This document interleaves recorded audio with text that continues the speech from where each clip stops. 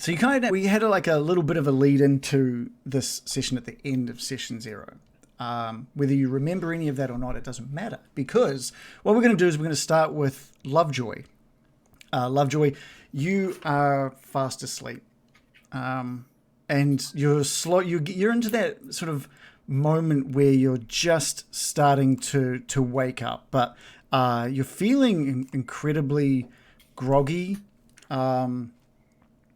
and you're sort of waking up with the expectations of being in like a tavern bed or something, and then you're hearing the sound of birds, and a bit of a breeze passing over you, and you slowly just trying to open your eyes, and you're slowly coming around, and you're finding that you're lying on the ground in what looks to be, first of all, outside, not in any sort of tavern that you might have expected to have been in. Ooh.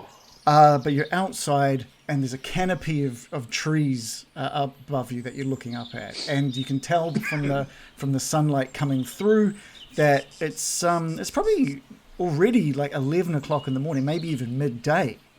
And you're really fighting this groggy feeling.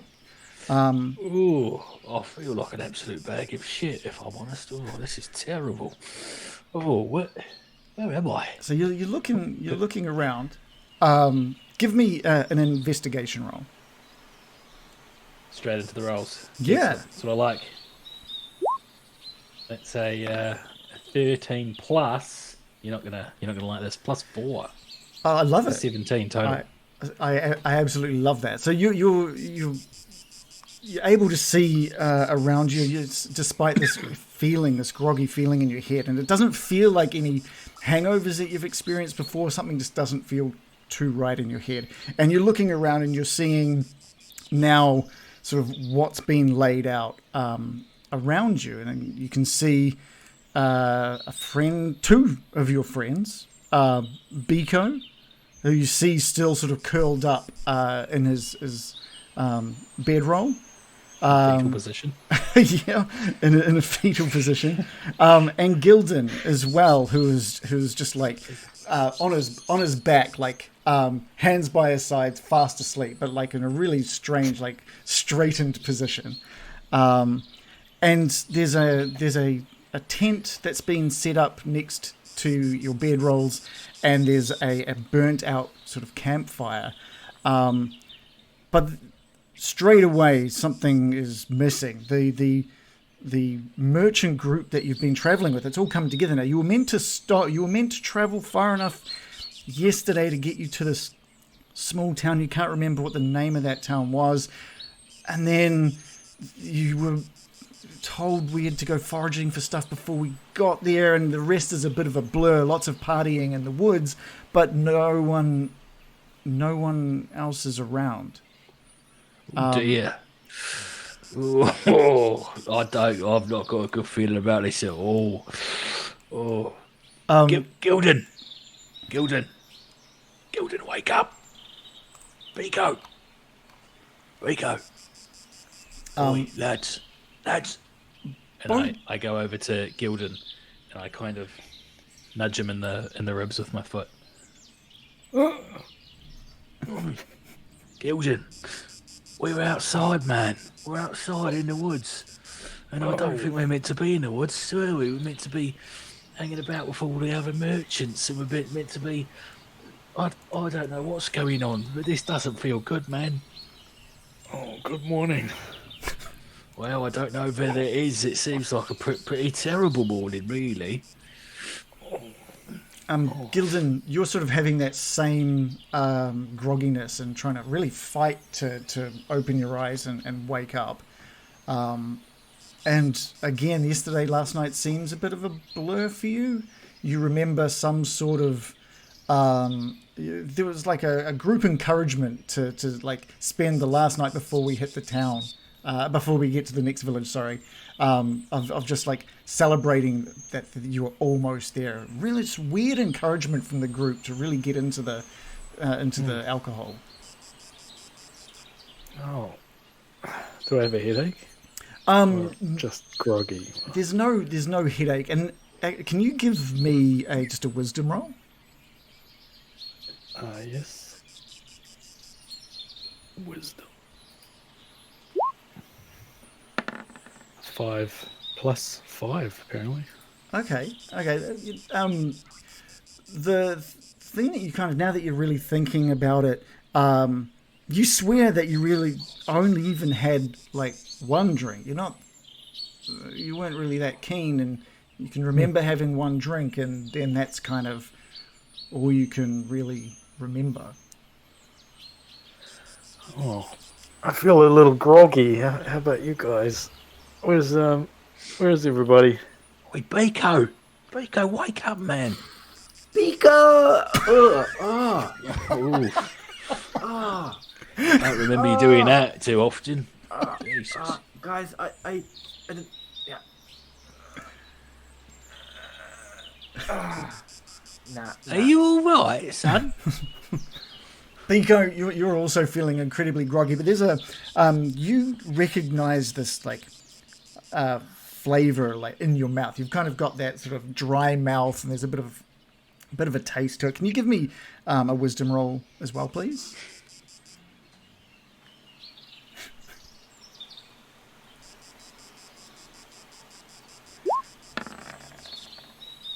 We'll take that first one. 18 plus 1. You'd recognize that flavor anywhere. That is usually you would have only just a shaving of this mushroom, and it would just really encourage you to get you to sleep at the end of like if you're having sleeping problems, if you're having insomnia or anything like that. Just shave a little bit off, put it into a tea, and throw it back, and you're guaranteed to have a good night's sleep. But your mouth just is a bit furry. It feels like you really need to brush your teeth, and that pungent smell fills your mouth. It feels like you've eaten an entire one of those mushrooms. Guys! The roundy one. Yeah. You guys know. Oh, It's, we've been poisoned, haven't we? Yeah. Too Poisoned? Much. Too much. Like you just a little bit. Oh, it's an overdose, isn't it? We must have got absolutely rat-faced and gone to town on the old magic mushies. Is what's happened here. I think it's called a wide dose. It's wide. It's not over. You have Right. a big amount of dose. Yeah. Okay, yeah. Big dose. It's same net result now, isn't it, Sam? We've been, we've obviously got in lost, and they'll be frantically trying to find us, won't they? That's what's happened here. Can I get each of you, and we'll start in the same order that we've sort of introduced you, just to give us a detail of what your characters look like this morning. Describe, just to anyone who's just tuning in for this episode, just to understand what your characters look like, and maybe what a little bit of their personality is like as well. So we'll start with Lovejoy. All right. Lovejoy, when he wakes up in the morning, he's got his crushed tweed trousers on, same trousers he's been walking about in all day. A bit of a kind of a rust-coloured button-down shirt made of, not the nicest but not the worst material, and then not obviously worn to be. There's a matching tweed jacket to the trousers, pocket watch, flat cap, half moon spectacles that he wears during the day. But obviously none of this is worn to bed, so he's woken up in just the rust-coloured shirt and the trousers and some kind of woolen socks. He's got kind of greying, probably a bit further greying than salt and pepper hair, a bit unshaven. He's probably around sort of 35 to 40, which I think is a little bit younger than I said in our session 0. I thought it might be better not to have a decrepit old man wandering around trying to swing a quarterstaff. Speaking of quarterstaff, he's got a quarterstaff in his backpack, which is his main kind of form of defence should they run into any no goods.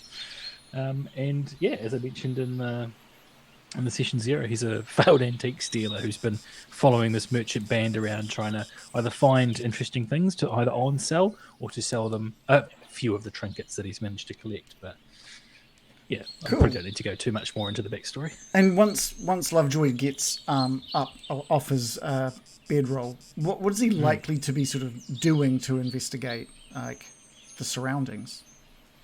Probably doing the things he thinks you should do, but without any skill, like looking for tracks, but doesn't really know how to look for tracks.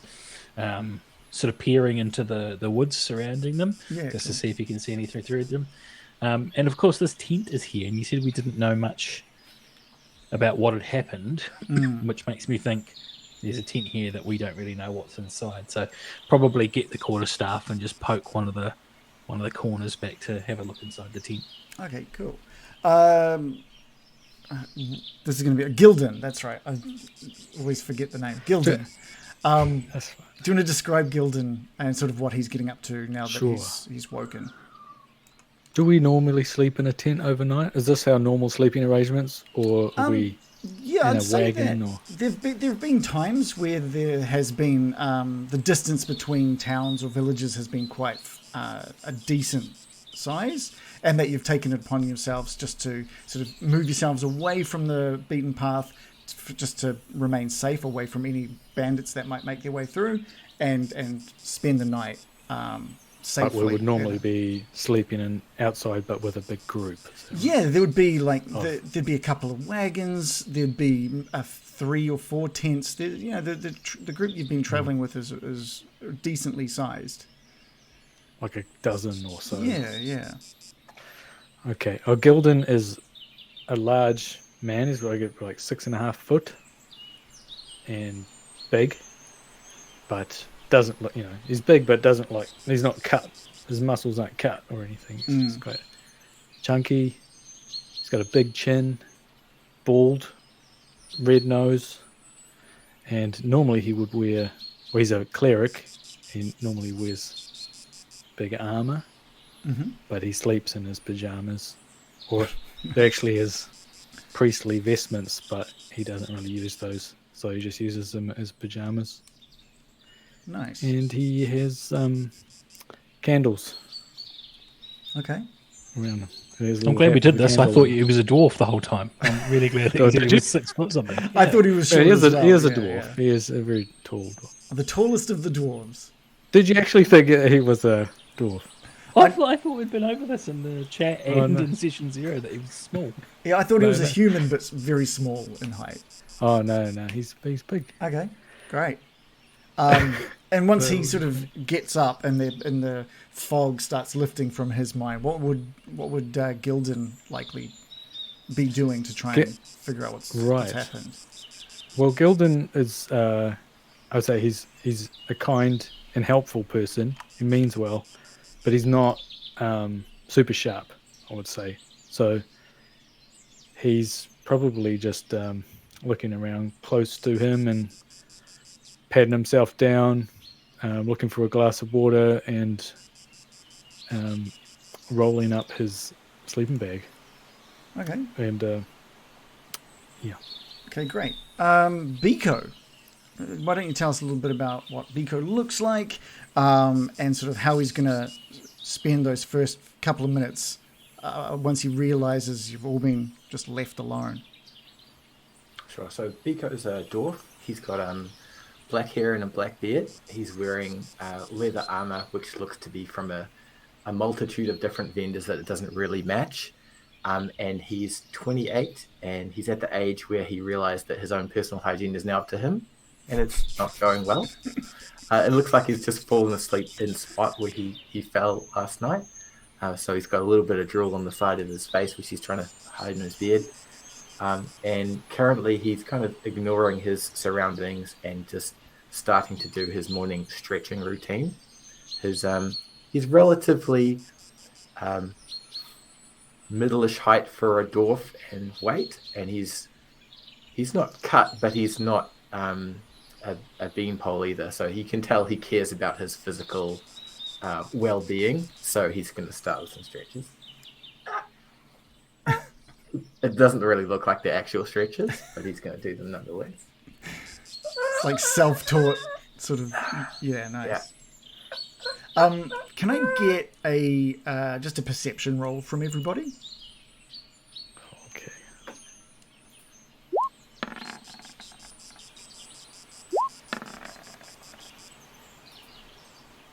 So feel free just to call out what you rolled and what your bonus or your, bonus roll would be. 19 Sure. plus 1 for me for a total of 20. Okay.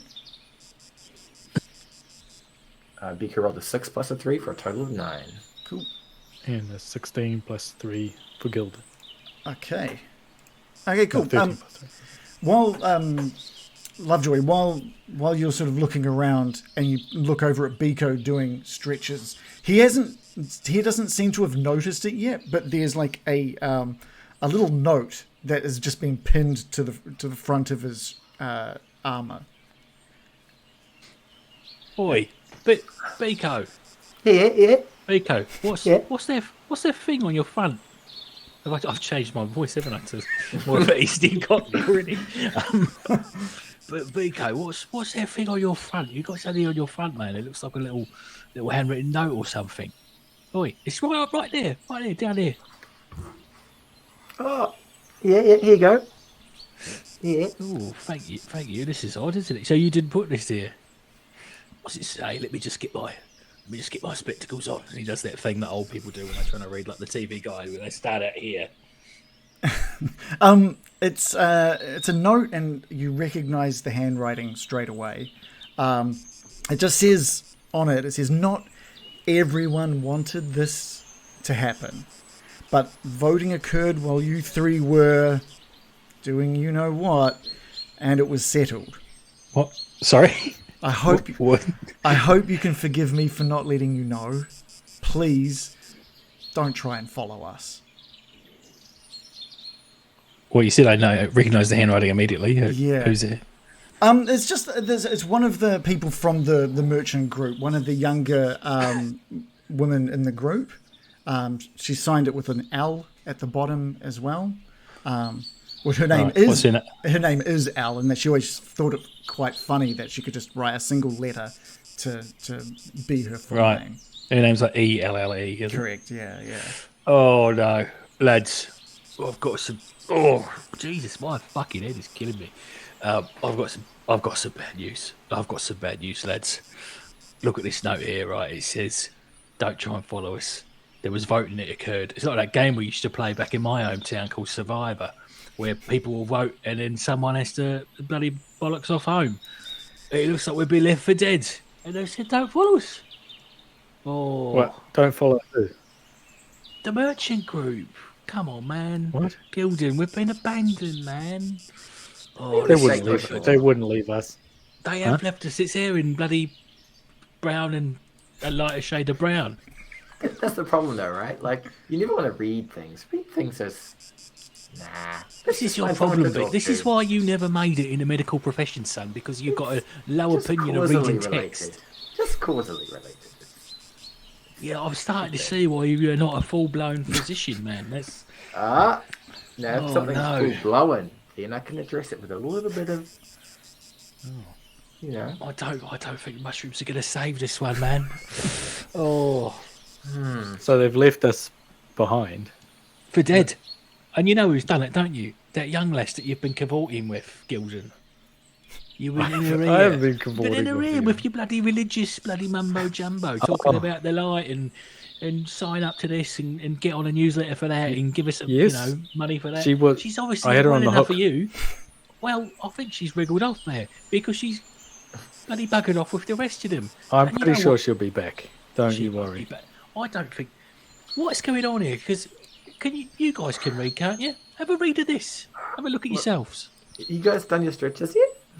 'Cause I'm going to grab the note I'm and not really slowly fine. read it. Electricity at the moment. Beaker, feel old mate. I feel like a proper butt today, so I'm just gonna do a few more. Right, I okay. did it. This is going to be awkward, guys, because normally there's more people. But I'm gonna pull out this box that I've got. It's called an arms box. You've seen it before. If you just pass that around, amongst yourselves, and feel free to make a donation. Gilden, it's not the time, man. It's not the time for this. It's the morning. So I know. I don't mean like the time of day. I mean the situation that we have found ourselves in, which is, to be frank, quite distressing. What I'll get from Lovejoy, since you were using the quarter staff to sort of open up the tent, can you give me an investigation roll, please? I can, and you know that I've got a +4 on it, so get ready to be 11 plus 4. That's 15 total. There is. You sort of gingerly open up the tent. Just you're not 100% sure if anyone else could be in there, and they just had a better, more protected sleep than you or not. And you open up the tent, and it's just all of your stuff has just been sort of thrown into there.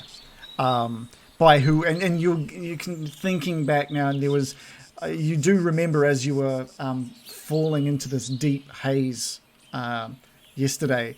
You do remember hearing the sound of just things being thrown about, and some murmurings happening. But here it is. All of your stuff's in here. They've left you some food, which is incredibly nice of them. They obviously didn't want you to just die out here, wherever here is. Or at least not immediately. Yeah. But all of your gear is in there, and some extra food. But that's is there anything else that you would maybe hope this group would have left for you other than what you had on you? Some very detailed cartography. Right. You search and a compass. You search. There's no maps, no compasses, nothing. This is me yes-anding. There's clearly they didn't. They obviously assumed that you'd be able to find your way back. Back to wherever the path that you took to get here was. Right. Question for the DM. What was the last kind of settlement we were in, or major settlement? Like, 1, what was it? And 2, how far away was it? Give me a wisdom roll.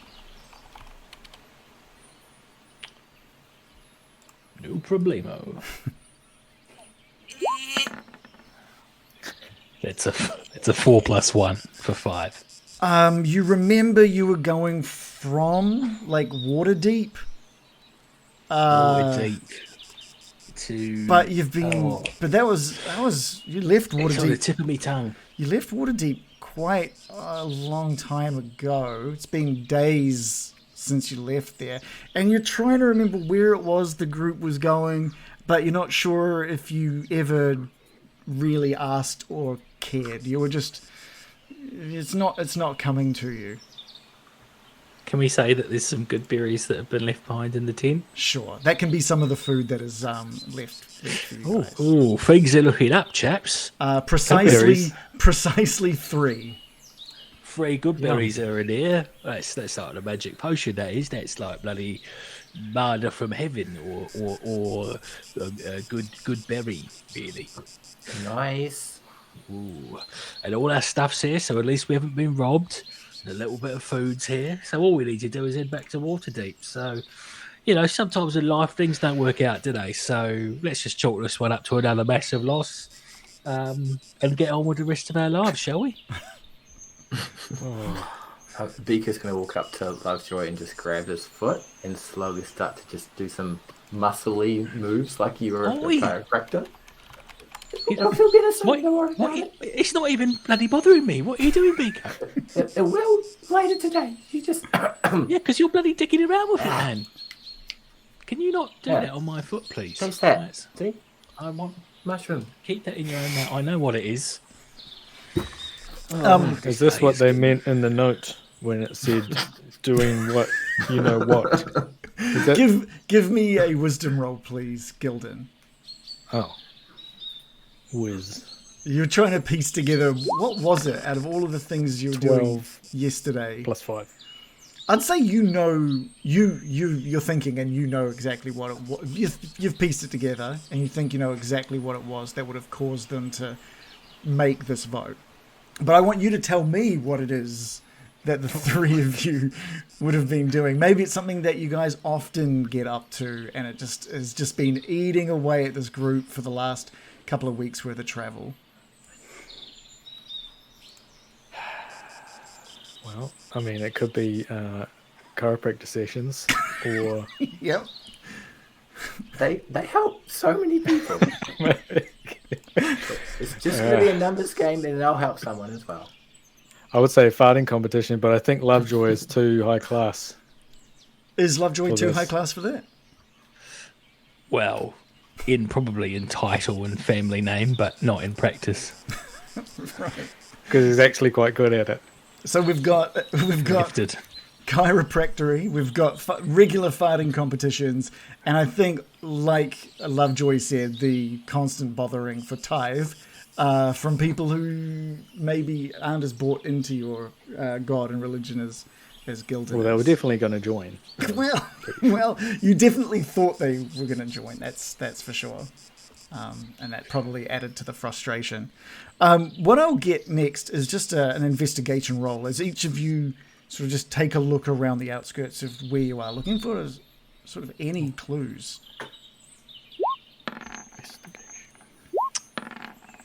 It's 15 plus 4 for 19. Oh, nice.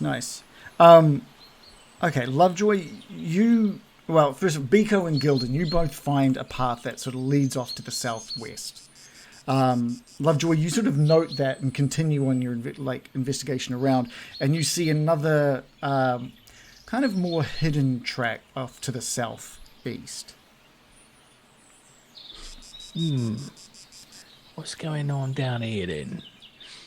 The Boys, I think I've seen a bit of a clearing around here. It doesn't look really like much, but I think it's an option. How about breakfast? Like, let's eat it. Let it digest. Eat some more. And then maybe we can walk around after stretches. Well, I agree, but let me just put a twig down or something so I'll remember where this is, because it's not obvious on first glance, is it? I mean, you both missed it, you dopey bastards, but I've seen it proper. So let me just put a twig down. Lovejoy grabs like a twig that's just on the ground near it and places it just on the ground with all exactly the like other the twigs. other twigs. Yeah, right. Gildan is putting on his armor while walking, and walks over the twig and looks around. Yeah, the two paths are definitely on closer inspection. The extra path that Lovejoy found does look like there's been maybe more people have gone through that, whereas the other track looks like a much more obvious thing it's not as hidden. It looks way too obvious. So it's almost like there's been two tracks out of here. Maybe one was made on the way in and one was made as the others left. You're not quite sure. Are we meant to be seeing two paths at the south on the map? Well, the one that you can see is the more obvious one on the map. Oh, okay, right. That makes sense. Yeah. The other one is sort of pushing off towards the southeast corner and between some of those trees. Oh, yeah. Biko's going to help Gildan into his armor and just tighten it and just check his muscles a little bit as he does it. Oh, that's good. Yeah, see? That is the spot. That's the triceratops muscle. I'm going to use that today. Aching. Yeah. And Biko's going to raise his hand for a high five. Okay, I'm going to do a high five down towards Biko. Yeah. Yeah. Nice. I'm surprised you could reach my triceratops. They're agile little guys. It's just climbing around. You just climbed up on your back. Okay. Lovejoy, where have you gone? And Lovejoy was kind of just moving into the bushes down here, but now he's going to come back and get into this breakfast. You're missing out on a good rub. I'm all right. Thank you very much for the offer, though. I've had my fair share of rubs from this character over the last few days, and While you're sleeping. Biko's going to pop his Remember when knuckles you- like 35 times a second. You remember when you had to go on my back the other day? it's not been the same since, and I don't mean that in a good way. Has the bruising died down any? Like, it's bruising at your It's age got even happens, worse. right? Yeah. Do you know what? This could be another reason why Elle left. Actually, I had her take a look at it. She said it's gone from purple to green. I've got a little balm for Growing. that. Good try. Like, No, honestly, don't worry about it's it. nearly man. ready. Don't worry It's about in it. my boot, but I'll it's tell you what. nearly warm enough. I'll pop a good berry, I think. Lovejoy pops a good berry. All right. I will say that you're all at like once you've started to like consume breakfast, whatever. I don't know what is in there that you're going to eat, or if you're going to create a fire and cook. So you guys can tell me what it is that you're going to have for breakfast. Damper. Oh, damper. Favorite. I'm in. Okay. But it's previously cooked damper, so it's gone like a bit. Oh, I don't know, a bit. Well, you wouldn't say stale, would you? But just not its best. completely hard. Yeah, rock. Like a rock. A floury rock. So rock hard damper, maybe some kind of primitive form of scroggin. Okay. Oh, proto scroggin. I'm imagining like a Boy Scout style meal. Yeah. Because going to Carrot find instead of chocolate. a couple of small sprinklings of mushroom that shouldn't be in a pocket, but it's like partially in his armor. He's going to sprinkle that onto his damper. Guys? Yeah. All right, go on in. Yeah. Give it? Yeah, please. At the moment you start eating this, and Biko, you knew this would occur, that just getting something in you is a really quick remedy to push through any lasting effects of this mushroom that had obviously been put in your system last night. And it's you're taking a moment now to realize it's actually quite a warm, like nice sunny day as well. There's lots of birds around. You can hear insects and cicadas. If it wasn't for the fact that you had literally no idea where you are in Faerun, maybe this would actually be an enjoyable morning. Biko's going to feel so energized by his newfound normality, he's going to try and do a backflip. Okay. Give me an acrobatics roll, please. Biko rolls a 2 plus 6 for an 8. He does not. Was it a backflip? Yeah. You just kind of like just slam down onto your back. Oh, Should have done more stretching, guys. you're right. I'm going to clap because I thought it was supposed to be like that. Yes. Can you breathe?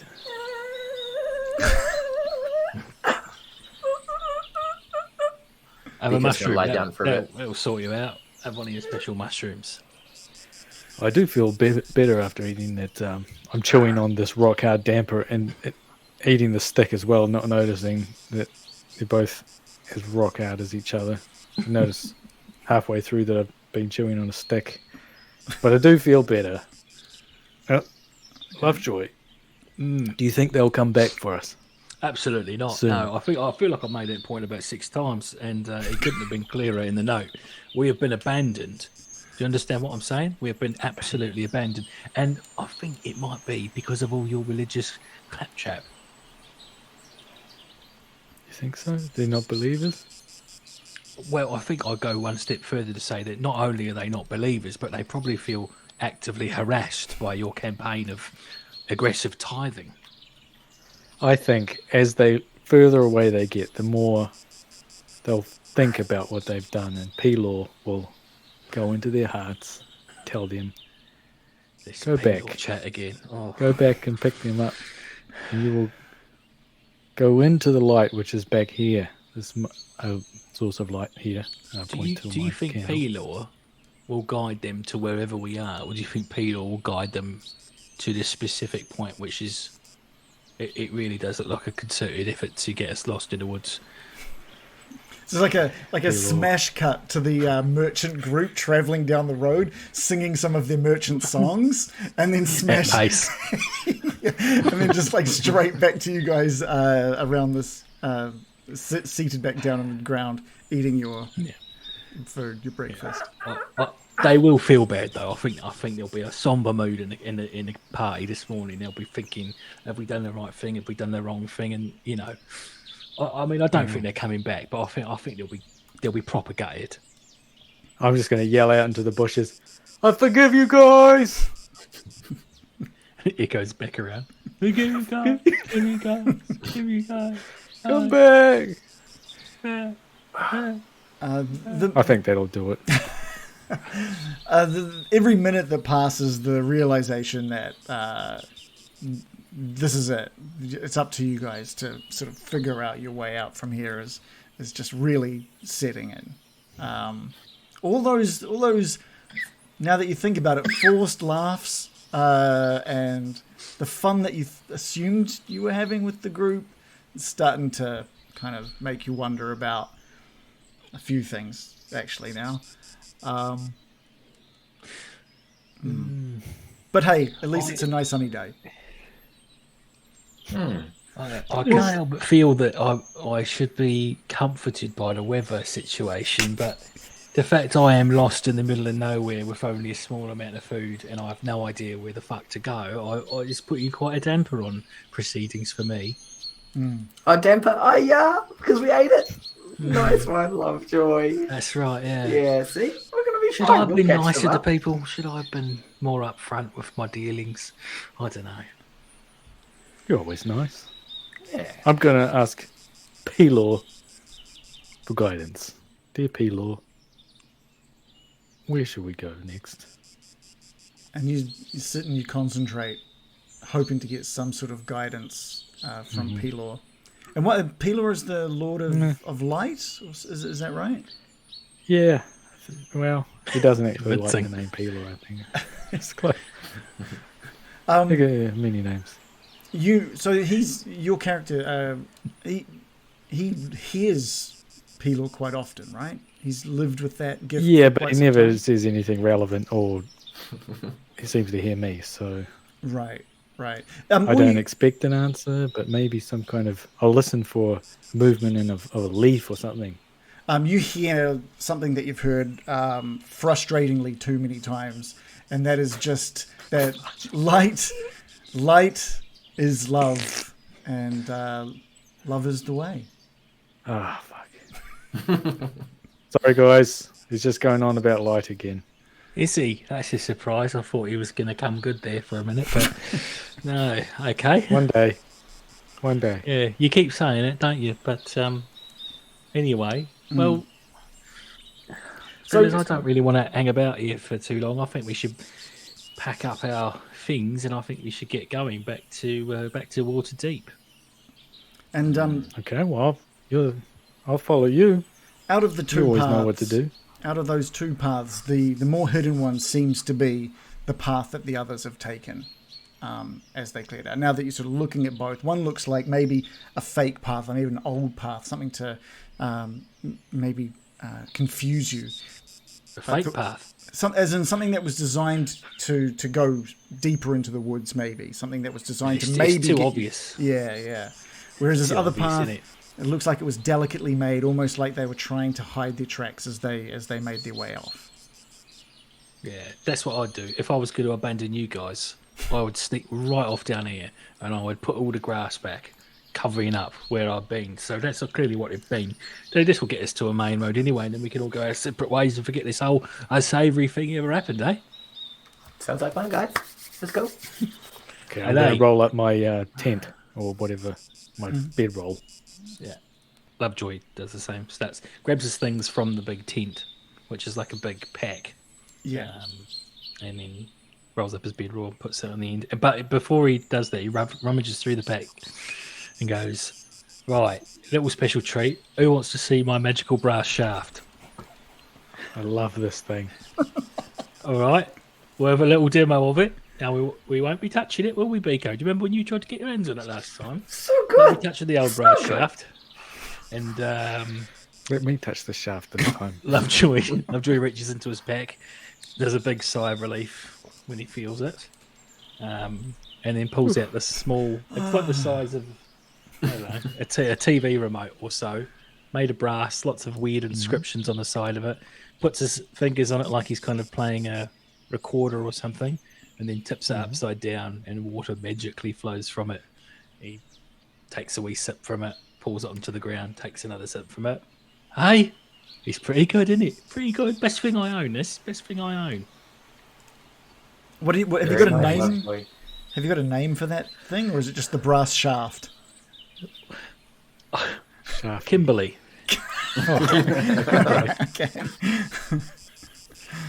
Okay. Yeah, that's old Kimberly for you. Pretty much. And lest we forget, hey, and he flips it up the other way, changes his finger positioning, and a small flame comes out the top. And if we do need to make our own fire, we've got that sorted as well, chaps. So don't you worry. Lovejoy's got you. Until we find a main road, of course, and then we'll be on our own. That is my favourite bit, the flame part. Yeah, Biko's going to stand up and just start clapping. Thank you very much. Thank you very much. Wonderful piece of kit. Okay, you guys get all your gear together and sort of head off towards this path off to the southeast. And it's only minutes into following that path that the track suddenly splits off into like 8 different directions. As if they'd all been told to just, if like in the off chance that they follow this, let's just split off into as many different directions as we possibly can. And they all look convincingly real. They're all going off in completely different directions. You can see that maybe one of them has clearly doubled back to this point before running off in a different direction, but you're not sure which. They thought that they thought about coming back to get us. Actually. And again, just attached to a tree in the middle of this sort of crossroads of paths is another handwritten note that just says, "Please don't follow us." See, it's all Right. a mistake, right? I can see you've got that concerned look on your face, Lovejoy. You've just dallied with those words again. Don't worry about it. I'm starting to. I would have said, I wonder if this is for us, but it does seem like it's been signed by the same person, left at the same time. I'm struggling to see. I'm struggling to see a version of events here, which isn't they've abandoned us. They hate us all, and they hope they never see us again. To be honest, I feel quite glum about the whole thing, and I think Gildan, this is on you. Yeah. No, I see it. Yeah. I accept responsibility. Now that Gildan's accepted it, Lovejoy feels terrible. Well, I think well, whilst it mostly, obviously, Biko and I are here for a reason and all that, and probably all the physician stuff, and they saw I was just hanging around with you a lot, and I don't say it's all your fault. I'm sorry to drag you both into this. Sorry, Oh Biko. God. Biko's going to run in with a aggressively physical group hug. Yay, guys! We can do it! That hug is fantastic. Like, at least Biko is feeling very warm from this hug. Very like he's with his pals. And but the other two, you're feeling that the realization's really setting in that not only were you lost when you were at the sort of camp, now that you've traveled for an extra like 10 minutes into the woods, and now all of this path just splits off into multiple different directions. You really have absolutely no idea where you could be. And while that embrace is happening, can I just understand, can I get your ACs, please? So each of you, let's start with Lovejoy. I've got a base armor class of 11. 11, okay. 11, yeah, that's right.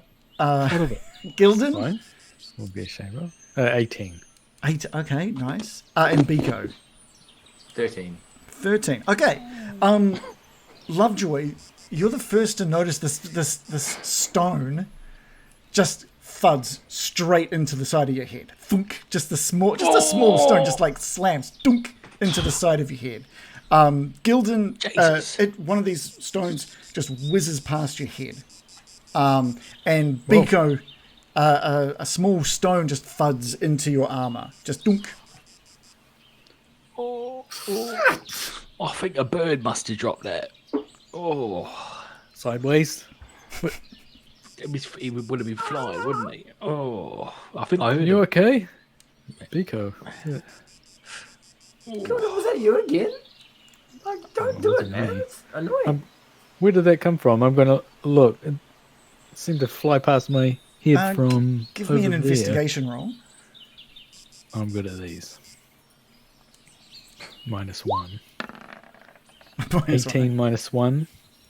Okay, oh, that's a good roll. Yeah, I think you do see where it, you kind of calculate where the direction it would have come from, and just as you turn to look in that direction, another stone like shoots out from the forest, sort of at your head, and you manage to just quickly dodge away from it. Bounce off my head. Not that fast.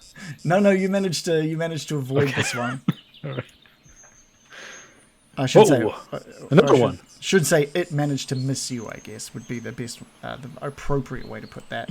Okay. And it's just from all directions now. These small little stones are just being launched in your direction. It's like maybe 5 or 6 over a 30-second period of just these stones coming from all different directions, and they're just smacking into like your head or parts of your armor, or just whizzing past. Friends? Is that you, friends? They're back. L. There's like no voices responding back in your direction. Biko, you've noticed like there's like a little tugging at your waist. It's the worst way to put that. There's a little tugging at your waist, and it's just a little your gold. It's almost like your gold pouch is being pulled on, and you look down and just a little stone just goes dunk, dunk, down onto the ground, by your feet. Piece of shit. Guys, we've got to get out of here. Like, this is a shit house. We're being robbed, innit? We're being mugged off. Run for the trees. Yeah, you Run guys back to where they were going. turn You're to splitting run. up. You guys turn to run, and just more of these stones are just being launched in your direction. And one of them manages to hit, I guess, on your back and stuff like that. And again, you feel just another little tugging at your side. This time it's Lovejoy. And your money pouch is basically just dropped down onto the ground as you were running away. So you may be like 10 feet away as you hear the coin pouch like clatter onto the ground, and it gets your attention. All right.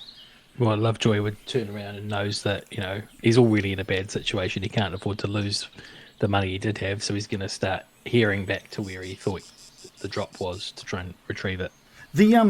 You spot it almost straight away. It's about 10 feet away from your position, and as you start to move towards it, it almost hovers like an inch off the ground and just starts moving down away from you.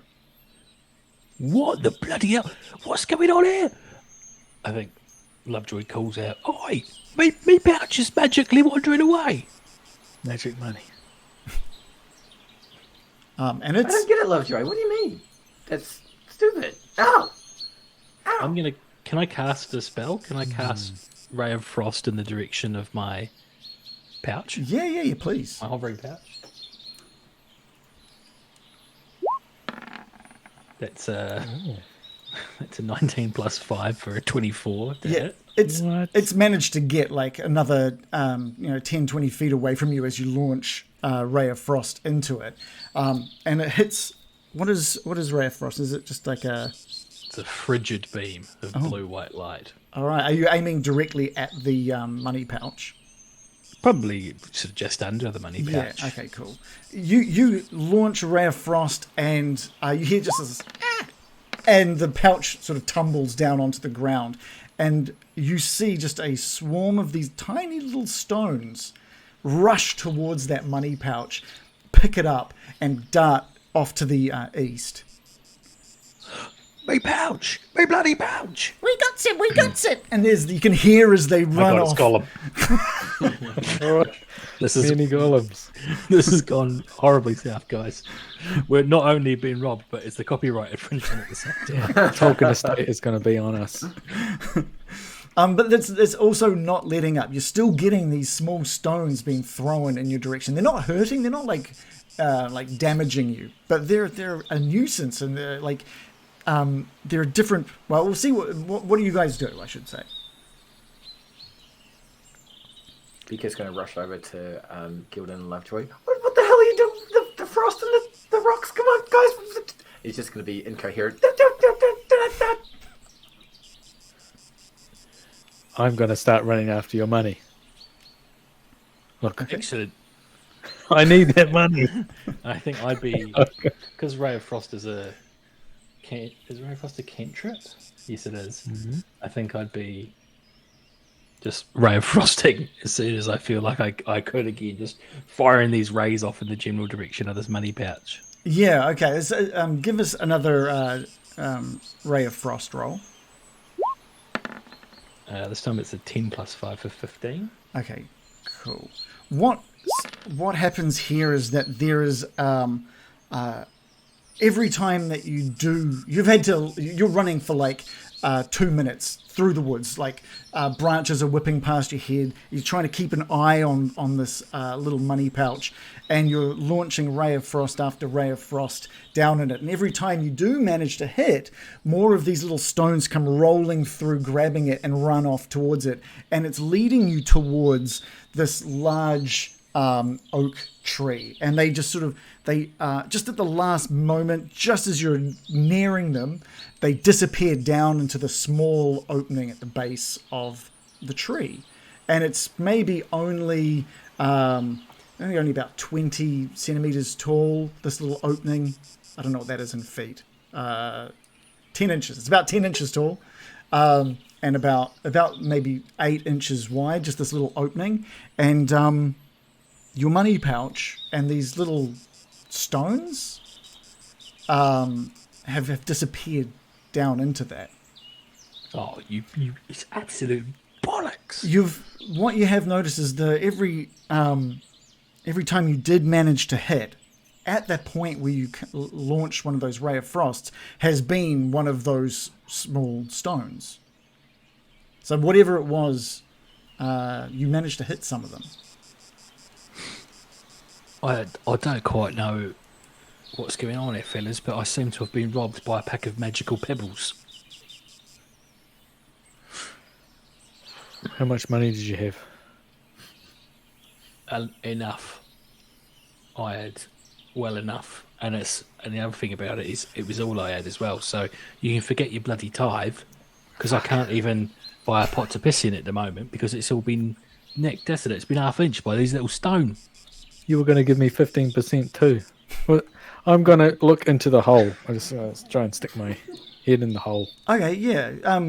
You it's quite dark in there, and your form is casting a shadow down into there. But you can kind of move out of the way to shine. I do have a light on top of my head. Oh, okay, all right. So you stick your head in as close to that hole in the tree as you can, and on inspecting it, you notice what seems to be quite a large cave system underneath this tree. Oh, there's a big opening in here, guys. And you can see you think you can see just darting around one of the corners is that money pouch. Lovejoy, I saw your money. If you go in and get it, I will give you that 15%. In fact, make push me in. 16. All right, Yep. Lovejoy. Beaker's going to hold on to Gildan's legs, like really with strength of death. Hold on! And meanwhile, I'm going to be trying to push him from the other side, just trying to shove him through the hole. 6'4" Gildan being pushed into it.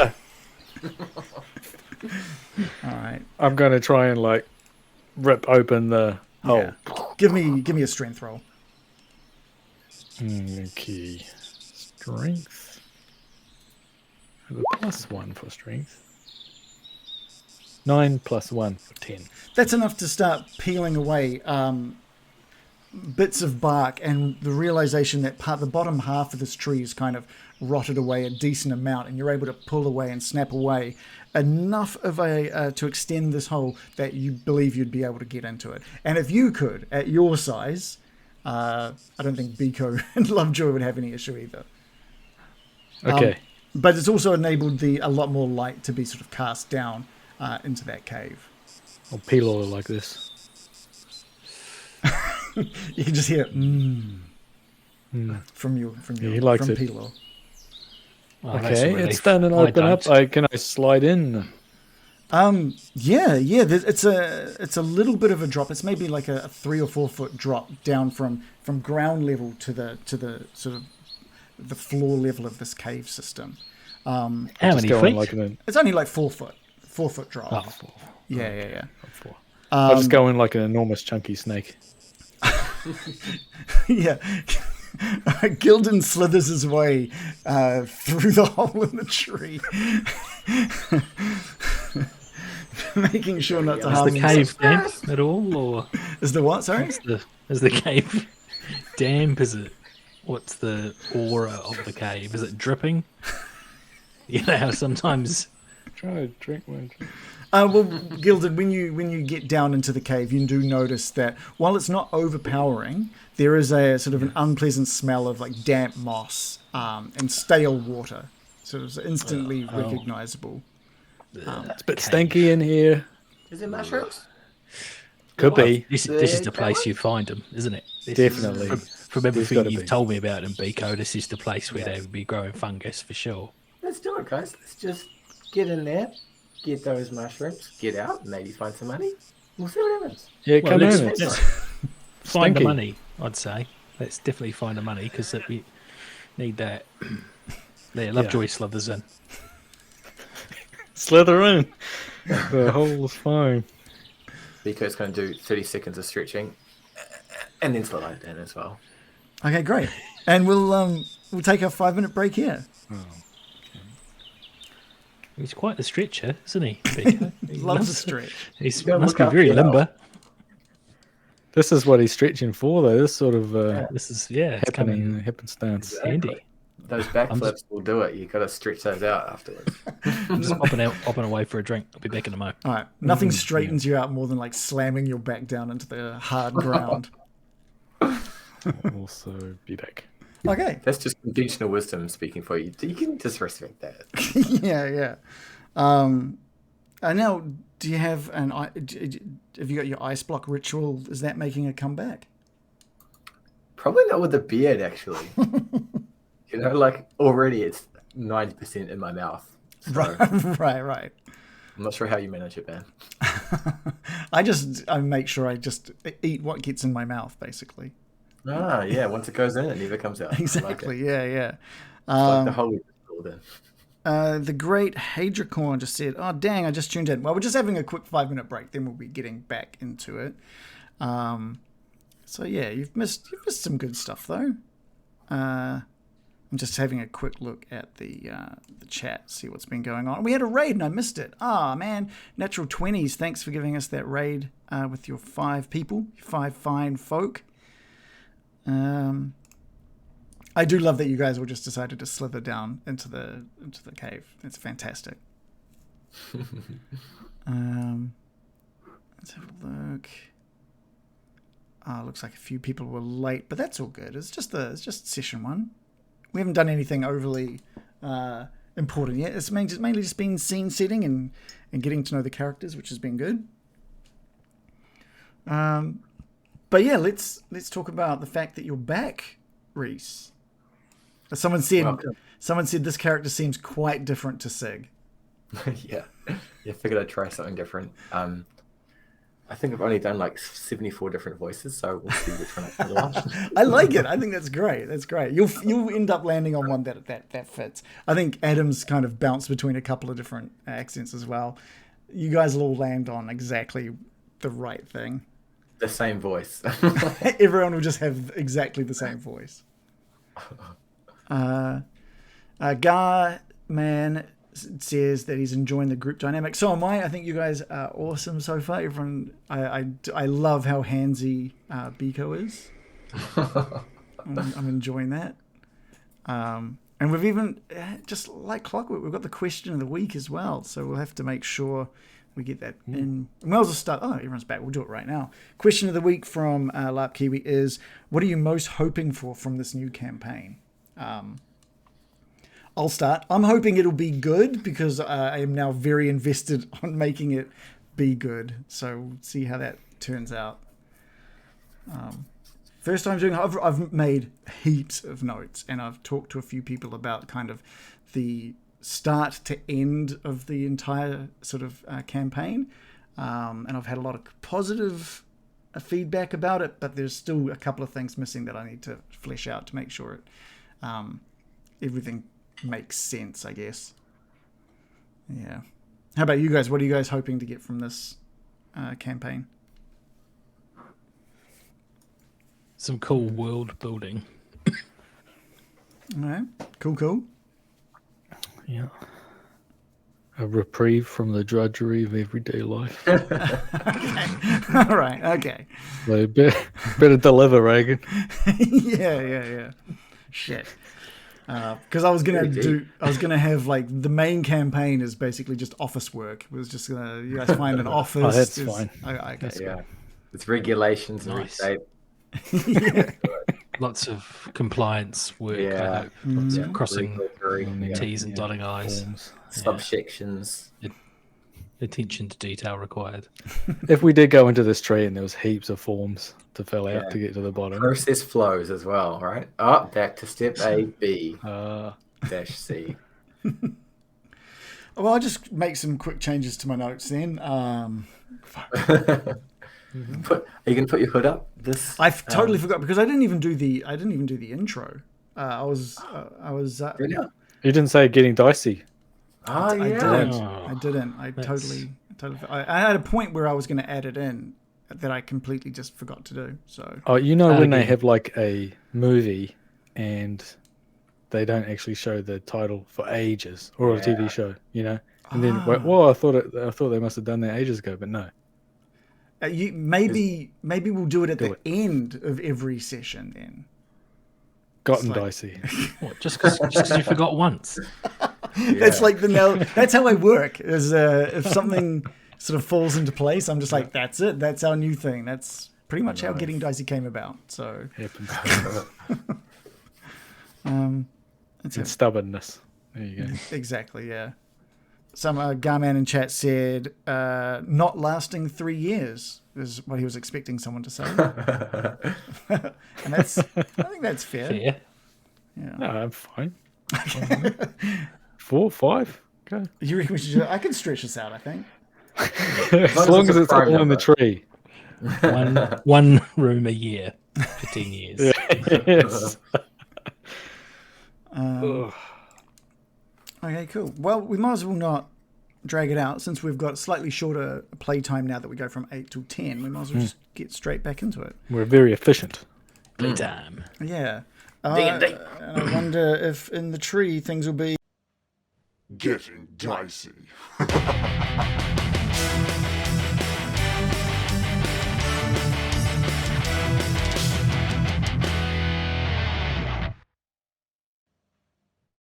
Yeah. Hot mic. It's during that 13 seconds you can say anything and the viewers won't hear it. Except for the one time where I messed up and they absolutely could hear what we were saying.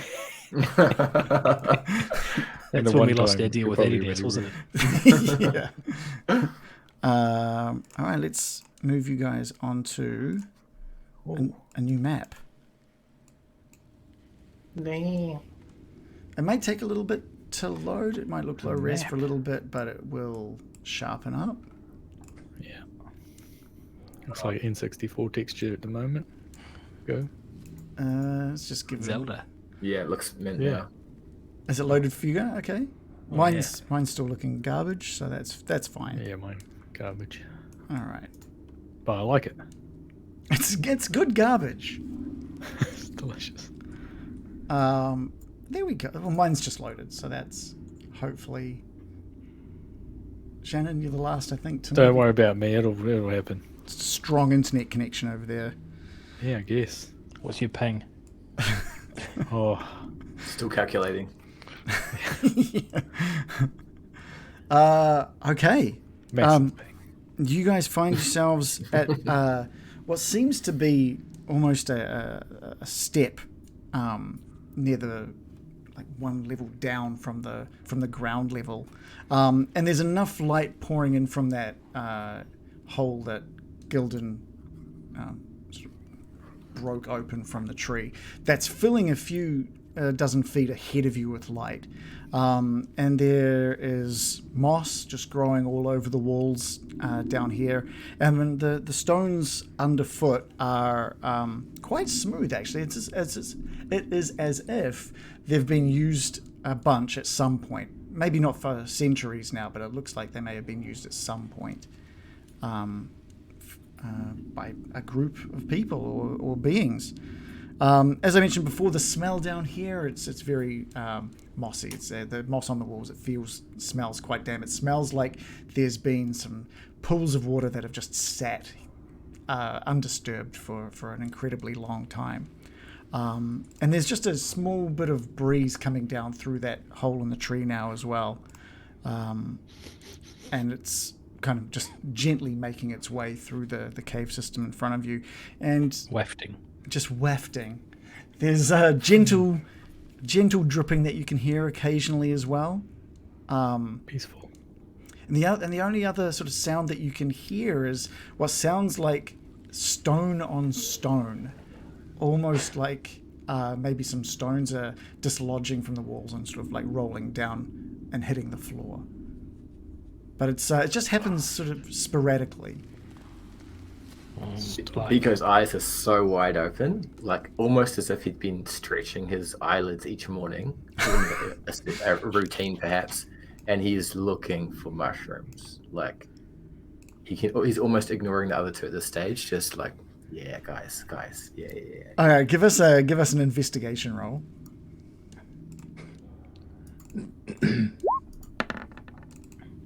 Biko rolls 17 plus 0 for a 17. Biko knows mushrooms. He knows the places to look. And you're looking around this opening area of the cave and you're thinking there's probably close to the ground level as well, whereas so you first sort of just whip around and look back up at the tree behind you.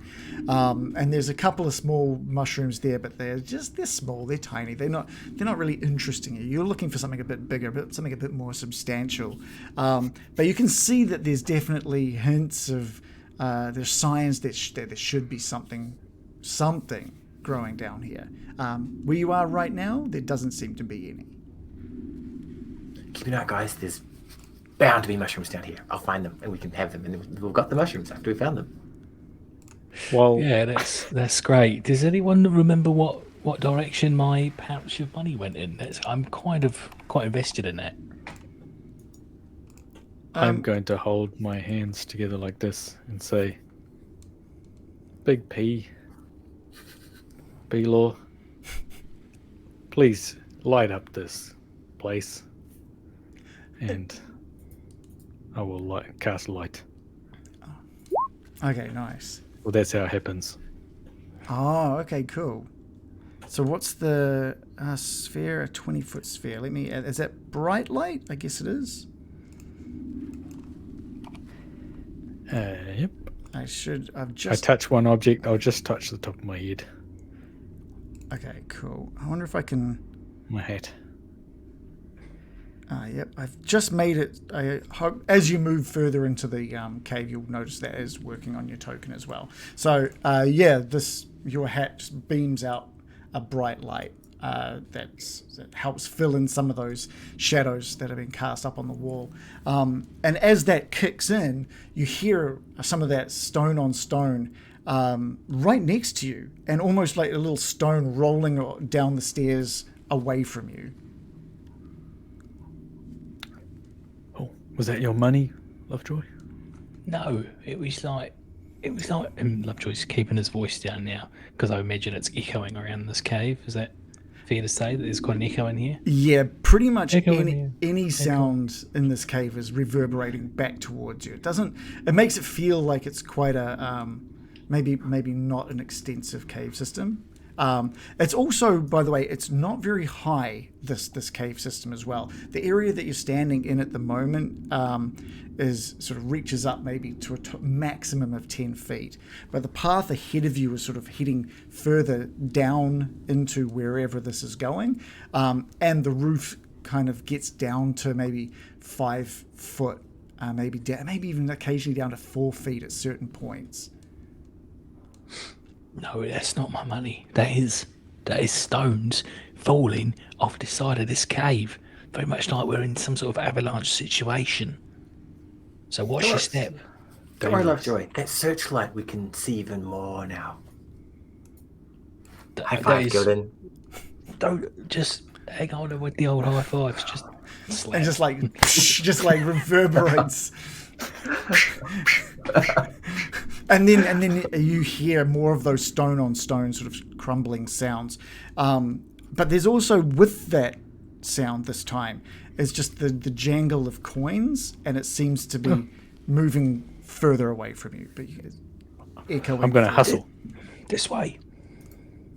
I'm going to move really like one of those Olympic walkers. Not running, but Olympic walking. Just like this. Yeah. I follow. The moment you start moving down into the cave system, more of these little stones are just being launched at you. It's almost as if they're being thrown, but you can't see anything doing any of the throwing. Look, whoever's throwing those, just look. Don't worry, we're friends. We just want our money. Give me my money. And all you hear back reverberating through is, "Give me your money, your money, our money, money." Just reverberating through, and you make your way further into this cave system. In the area that you just sort of stumble upon here, you notice this massive pool of water taking up the majority of this section of the cave. It's relatively undisturbed, but despite there not being that strong of a breeze this far in already, you do notice an occasional ripple across that water. You can't really tell how deep that is at the moment. And as Gilden, as you sort of make your way across that little 5-foot edge between the water and the cave wall, you see some sort of bubbles bubbling up next to your foot. Well, bubbles, guys. I'm going to quicken my pace. Okay, great. I'm a little disturbed. Yeah, you run across, and Biko, just as you go to make your way to sort of behind him, a stone hand, or what looks like a stone hand, sort of slams up against the edge of that water just in front of you, and you can see peering up out of the water now is maybe 2 of these smaller stones have been melded together to make what looks like a head. And it's got more stones beneath that head forming what you can only discern as a smaller body. And it seems to be pulling itself up out of this pool to try and stop you. Piss, guys! Lovejoy tries to kick it. Okay. Just kick it in the face. Yeah. Gilden, can you... Lovejoy, can you give me a roll to hit, please?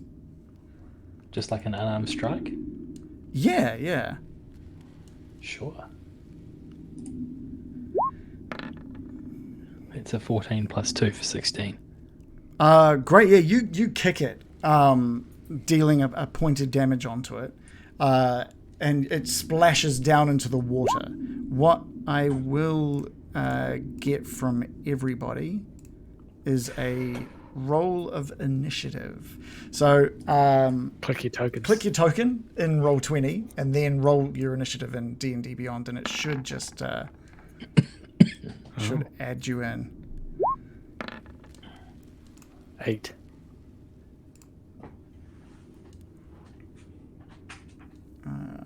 Lovejoy, what have you rolled? I've rolled a 16 all up.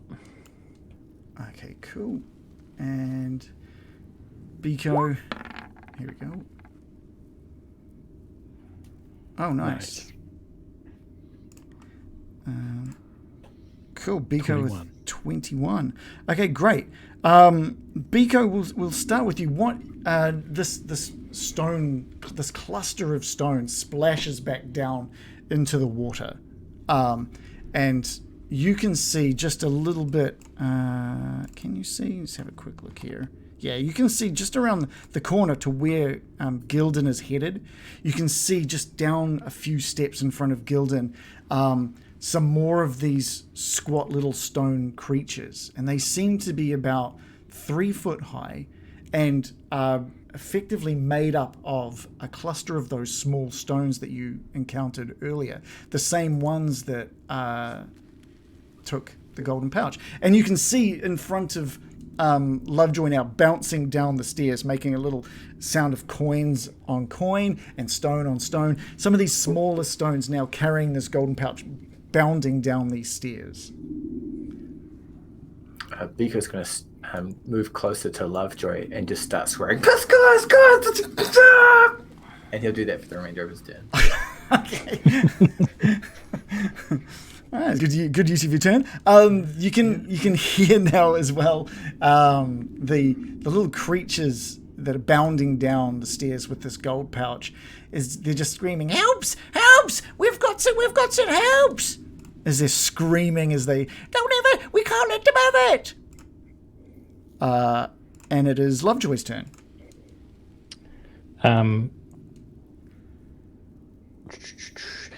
Lovejoy takes out his quarterstaff and starts chasing. Yeah, how far can I get? Well, are you sprinting or just moving, just using movement? I'm going as fast as I can without, sprinting. All right, okay. Because I want an action at the end of it. Yeah, cool. Okay, yeah, you'll be able to go 30 feet. So I was there, so that's one. So you'll be able to make your way down to at the base of these stairs, these squat little 3 foot tall stone creatures. Yeah. And as they see you coming running down the stairs, it's like the voice for this cluster is almost like each of the little stones calling out in unison. So it's like more amplified and slightly out of sync as it sort of just raises its fists and in a slightly deeper voice, just because of all of the different voices coming together. They start stomping, "You'll never get it! You'll never get it!" I want to strikes out with me quarterstaff. Okay, give us a roll to hit. Oof, that's an 8 + 2 for 10. That is a miss. You sort of swing over the top of one of these little creatures. Airball. And it's like, in response, it just starts winding up its fist, starts swinging around and winding it up. Whoa.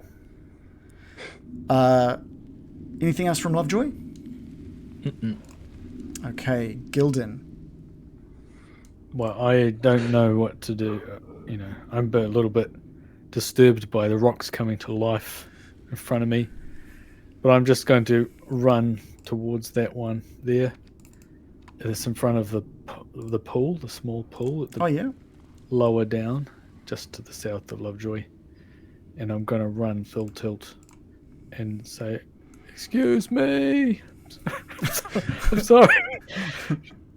Got to get that money." And I'm just going to bash into it and hopefully bounce it back into the pool behind it. So we're just doing a strength, just charging in and hitting it with a strength shove, I suppose. Which I'm not good at strength, really. I got a +1. Special melee attack to shove a creature. So yeah, give us. What do we roll for that? Contested strength, maybe.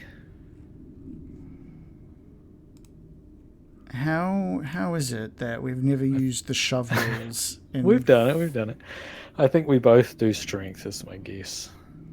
Yeah. Oh yeah, makes a strength. It makes an strength check, athletics.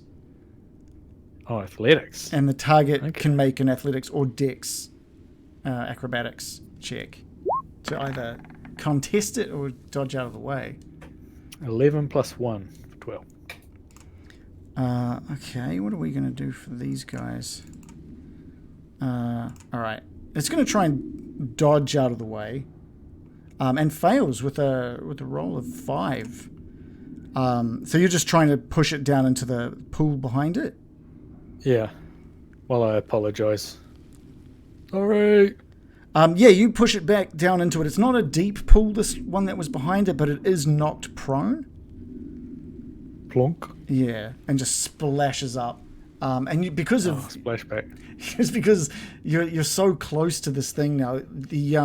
You've never seen anything like this before. You've never heard stories of a creature like this. There's been nothing in this world that looks or sounds like what you're seeing in front of you. You could imagine this creature just blending into rock surfaces quite easily, and that gives you a little cause of concern as you start looking around beside yourself and on the walls around you. It is. Did it move? Yeah, so it's been. I'll just move it backwards. Is it 10 feet? 5 feet? Whatever. I think it's 5 feet if you're shoving. Yeah, push it 5 feet away. So yeah, you push it backwards into the pool behind it. It's the cluster's turns, and they start sort of screaming in this really almost infantile manner. And the one closest, the one that had been winding up his fist is now prone in the water behind it. And it gets up, starts crying, and starts running towards the south. And screaming for the others to follow. So it uses half its speed to stand, but it is going to sprint, basically. Does it waddle or? Yeah, it's like roll? it's quite heavy on its feet since it is like solid stone. And as each footprint slams down into the ground, you can hear it reverberating loudly throughout this entire cave system. And the others do the same. One of them just screams out, "The bridge! Let's get the bridge!" as they runs around the corner from you. And the other does the same, leaving you there. The one next to Biko uses its movement to step up out of the pool and get in between him and the others. And he's going to wind up and trying to smack Biko with his stone fist. He has rolled an 18. Ah! Okay, cool. Smash straight through Biko's AC of 13.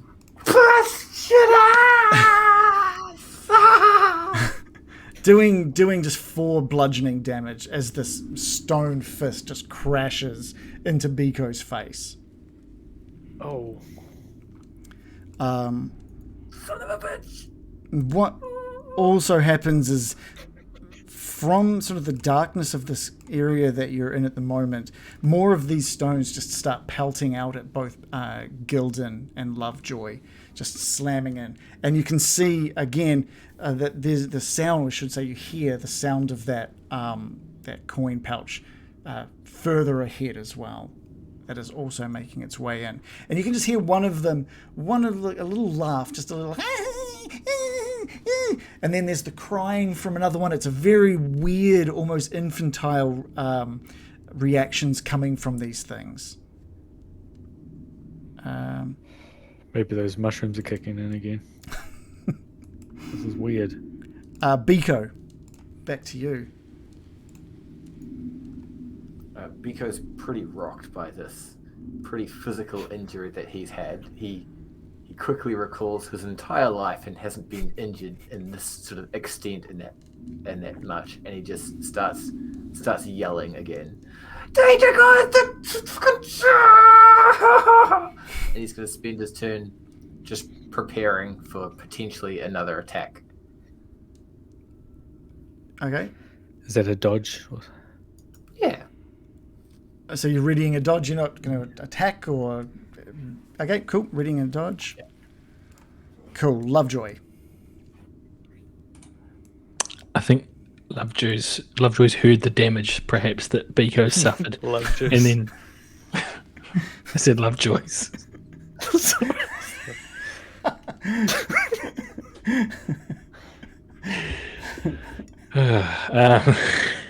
Lovejoy has heard the damage that Biko suffered, and can hear his coins rattling away and is torn. But ultimately, he's going to make the call to make sure his companion's okay. So Lovejoy's going to take a couple of steps back the other way, and take his quarterstaff and try and baseball bat this animated stone cluster. Mm-hmm. Okay, nice. Give me a roll to hit. Oh, so close. It just hovered on 20, but no, it's another 10. Unfortunately, again, you just managed to launch your quarterstaff. Just glances off some of the stone and into the cave wall. Sorry, but that's Molly's voice. It was bound to happen. It was... So sorry there, Biko. Anything else from Biko? Lovejoy? No. It's turning into a wild goose chase, and it's feeling like this day's going from bad to worse. Yeah. There's just more sort of stones just sort of rolling past your feet now. They're sort of heading towards the direction of where that money pouch was going, and there's just giggling and laughing, and occasionally there'll be one that just sort of launches up against one of your legs, doesn't do any damage, but just launches up, hits the ground and tumbles off down into the cave. Gildan. I'm looking where the money went over my shoulder and then back to the other two. I'm going to run back to join them and stand just to the south of this cluster of rocks. And I'm just going to say, look, just go back in the water and I'm going to try and push it. Okay, give us a... Your friends are crying. Give us a strength roll. Strength. Okay. 13 plus 1. Cool, and let's do...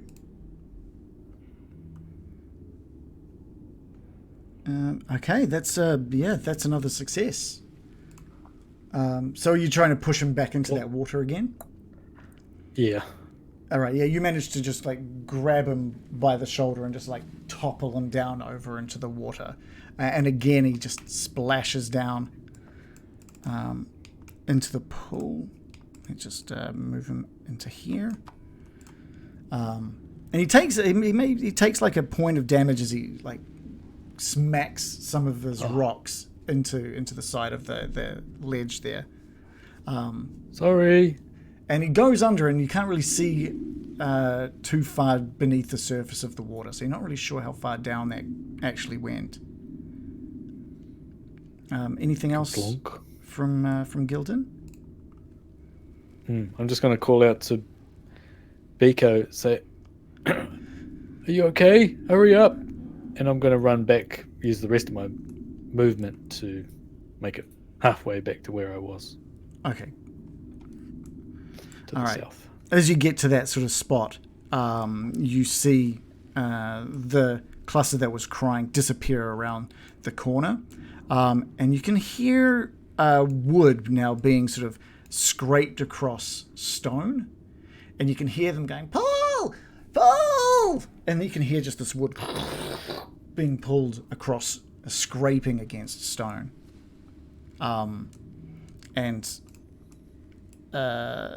The cluster that you managed to push down into the pool is swimming to the bottom part of the pool area now and is starting to pull himself up onto the edge.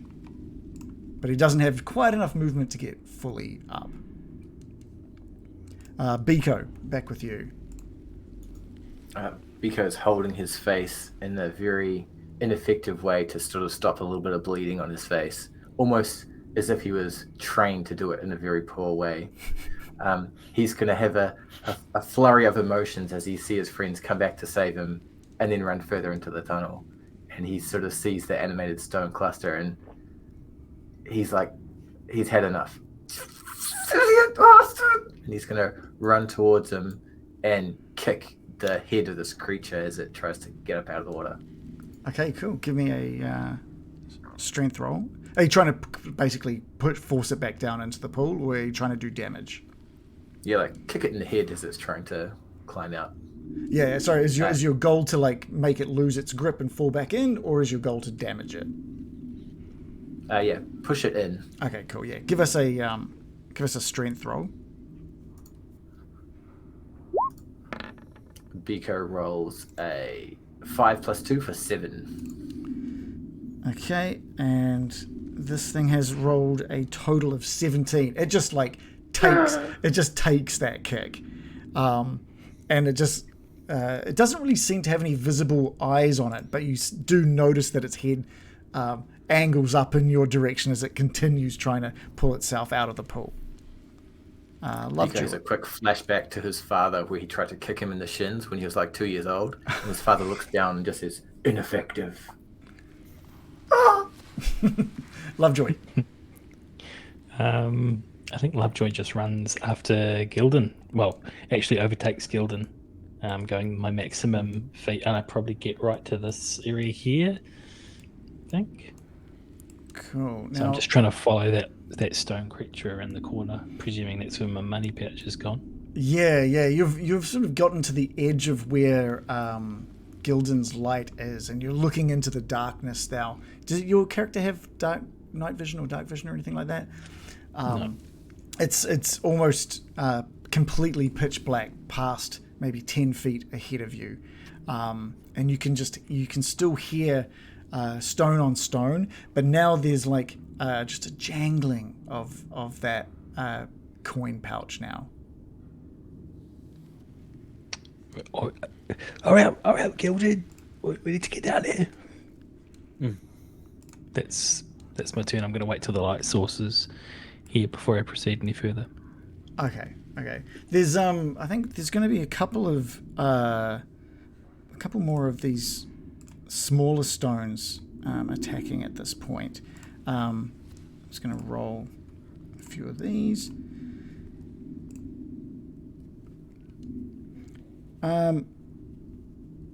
Okay, there's only one that sort of managed, like, they all managed to hit. They're all bouncing off different parts of your armor and shirt, but there's one that just, like, cracks directly into Gildan's head, doing just a single point of damage. Ow. The rest of them haven't been able to really connect in that way, but this just lands right on your brow and just manages to break skin. Ouch. Right in the brow. Yeah, and this little stone drops to the ground. You can see it's just got a little bit of your blood on it. And for the first time now, you can see that it almost picks itself up off the ground with these tiny little spindly arms and legs and goes to just run off. So you can do like an attack of opportunity on it if you wanted to. I'll kick it into the pool. Okay, cool. Give us a roll to hit. I guess that's... Oh, what is Just that? an unarmed, so just like a unarmed give me a strike. strength, yeah.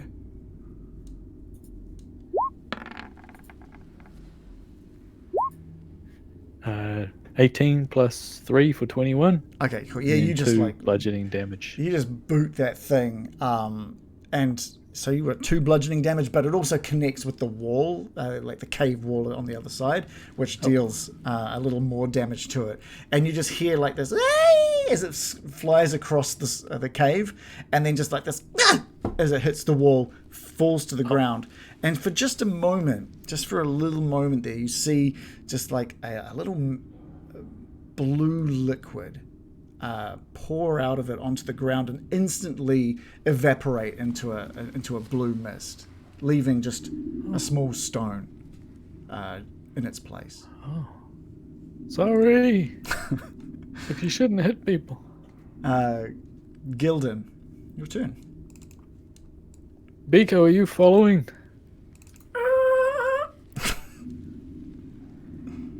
Is that a yes?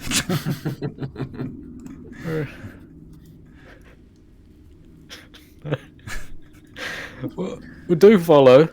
Do follow because I have to get my money. You hear Lovejoy yell out, my money. Okay. I don't. Is Biko look like he's going to follow? Or Yeah. He gonna- looks like he's going to follow. Oh, okay. Yeah, I guess I'll wait till my turn to do that. I don't know. Yeah. Yeah. Yeah. You can give me a little nod or something. But yeah. Okay. Well. All right. As long as you're going to be okay, and I run the 30 feet, I think I can go.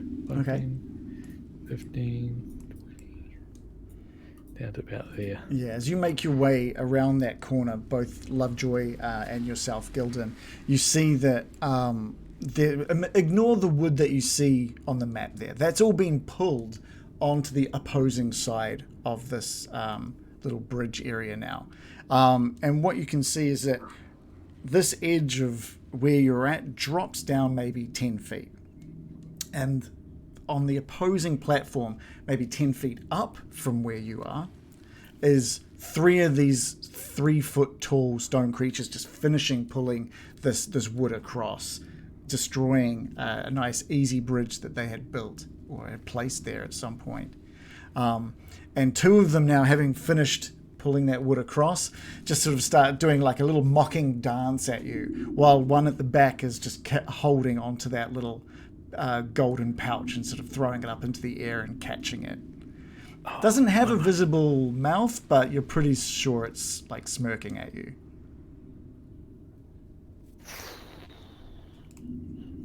I'm a little bit annoyed, I've got to say. Lovejoy, there they are. There's on the other side. Can I you see jump? him. How big is the gap? So the gap, so like it's 10 feet up, and it's about, let's have a quick look.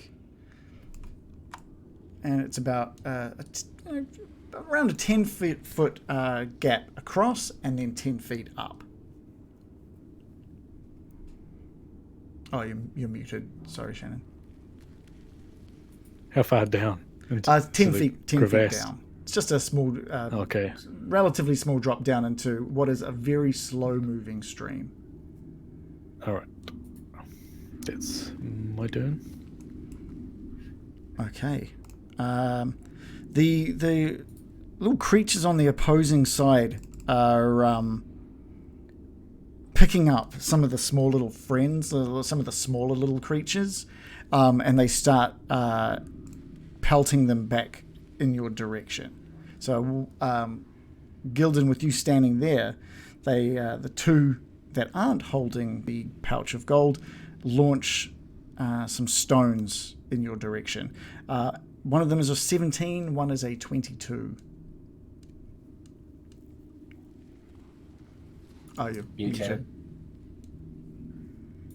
One of them hits. Okay, cool. Doing a total of 7 damage What? as this thing launches down at you. Okay. TPK. How big is this rock? TPK. It's not so much the size, it's the speed that this thing can throw. Oh, yeah. Okay. Physics. All right. Yeah.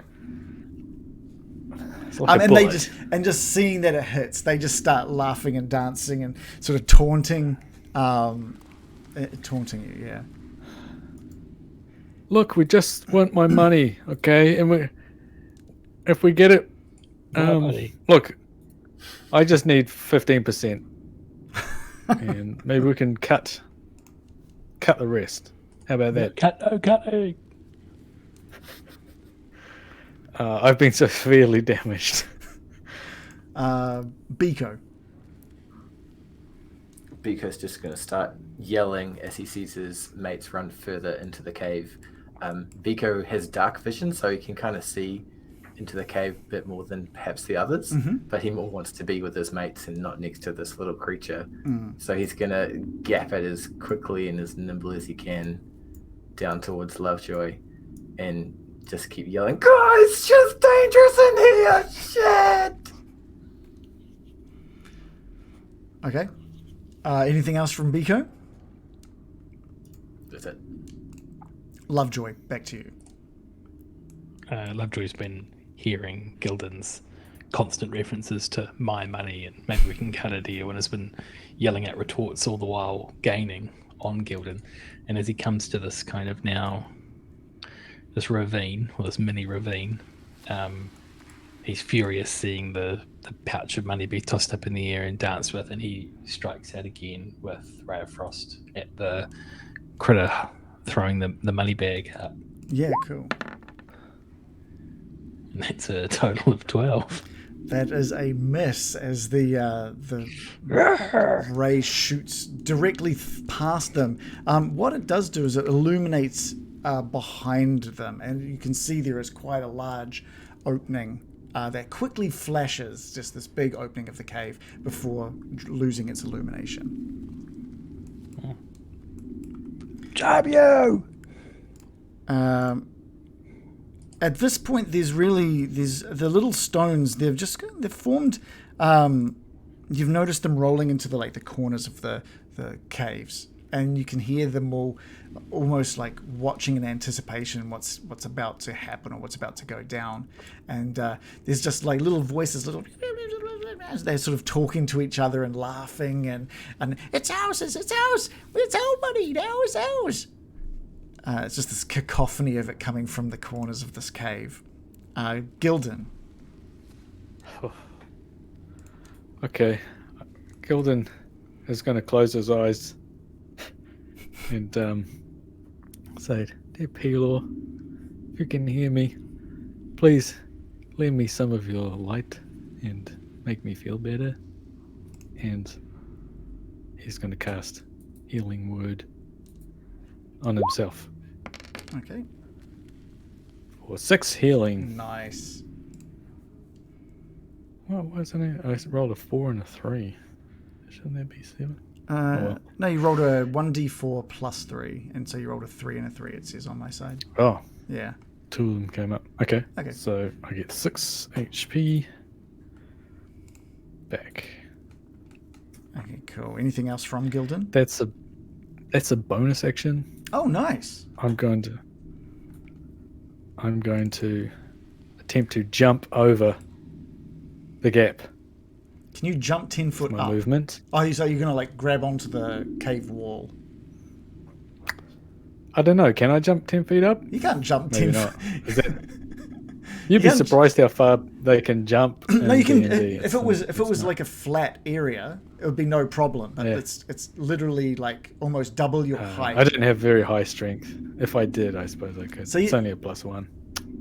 How high can people jump vertically? They can't jump 10 foot verticals. What are you He's talking been going to about? It's not CrossFit. real He life. can- Yeah. But I can even jump Just while holding hang on. tires. even in D&D, But right? no, You can jump decent distances, but you can't jump heights, right? I can dump a big distance. Okay. Well, So you could definitely launch yourself across the gap and attempt to grab onto the rock wall. Have you seen Space Jam? yes. The Thank you. Finally, 2021 current version, or Definitely not. You know me. Yes. Okay. Well, I want my money, and I'm going to jump the gap. okay, the jump is Grab on. is easy enough. Here we go. It says when you make a high jump, you leap into the air a number of feet equal to 3 plus your strength modifier. So that's how high you can jump. So what's your strength modifier? It's +1. So you can jump 4 feet up. For as far as your distance goes, if you move at least 10 feet on foot immediately before the jump, you can cover a number of feet up to your strength score. Which is 13. So yeah, so you'd, with a little bit of a run up, you'd be able to make it across that gap and maybe about halfway up, but you'd still have 5 foot of stone wall to climb before Okay. you reach the top. Also, because you're launching yourself at a mossy wall, we're going to need a athletics, I guess it is. Oh, Space Jam. I'm going to talk about Lovejoy's Space Jam. And what? And athletics. Acrobatics. Athletics. Athletics. There we go. I got a +1 for it. Oh, 15 plus 1. yeah. Okay, great. Yeah, feel free to Grab onto some mushrooms. yeah, feel free to sort of detail what that looks like. Oh, okay. Gildan's large mass, in an ill-advised move, runs 10 feet and then launches himself over a gap. He's not the sort of person that you would normally see jumping gaps and grabbing onto walls. But he does it. He manages to smash into the other side, and his big arms sort of clamp onto mossy rocks with mushrooms in his face. And there's like the beings at the top start going, oh no, oh no, oh no, oh no, he's coming for it. Don't go anywhere. Okay. It is still apologize. It is their turn. And one of them sort of makes its way gingerly across over to the edge of the little ledge that you're climbing up towards, and looks down at you. Now, you're about 5 feet away, so you're out of reach from it. But it is going to try and launch a little stone down at you. The other one looking is a little scared and is watching. It's brought its little stone hands up towards its face, almost like it's cowering. It's not sure what's going to happen. But one of them is going to try and throw this at you. And it only rolled a 6 as the stone just slams down into the water beneath you. From behind you, Biko, you hear just stones like reverberating through the cave as this being sort of stomps down the stairs behind you. Biko, it's your turn. Biko's going to look over towards Lovejoy and Gildan and see everything going on, and then start to react to that situation in front of him. But the noise of the rocks behind him and the stinging face makes him immediately turn, and he quickly pulls his dagger from his little arm thing and goes, yeah! And throw it at the animated stone cluster creature. Okay, cool. Give us a roll to hit.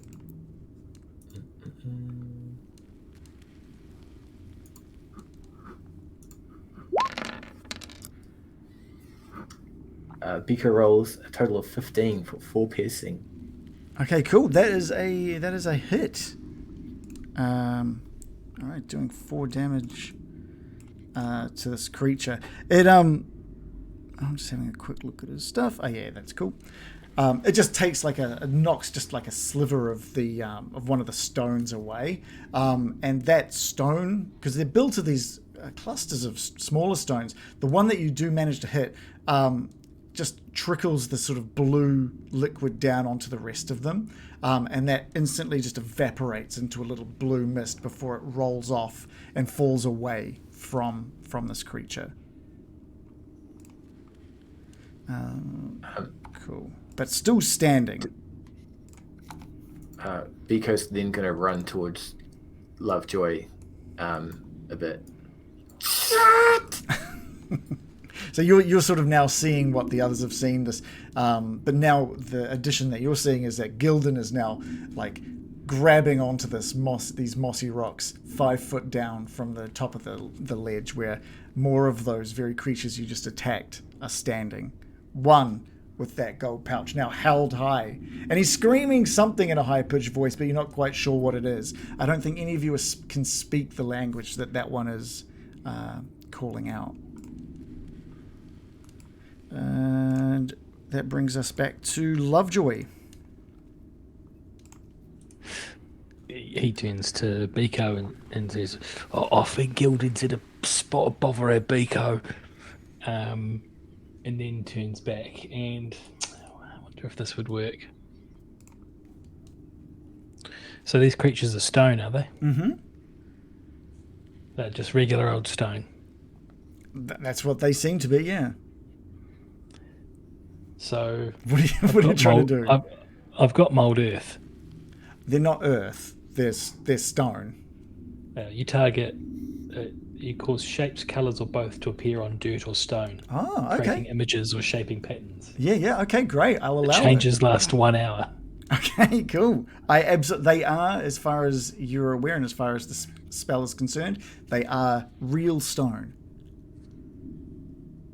Great. Well, in that case, I'll use mold earth and try and. I kind of want to turn like the hand of the one holding the pouch to sand, almost, or like to make it into tiny, tiny grains of stone so that it just drops the pouch. Let's have a look. I'm just gonna have a. Or just like a pencil thin, like a really long pencil thin hand rather than a mitt. Yeah, I'll totally allow it. That has so you can move along, deposit 5 feet away. Shapes, colors of both to appear on the blah, blah.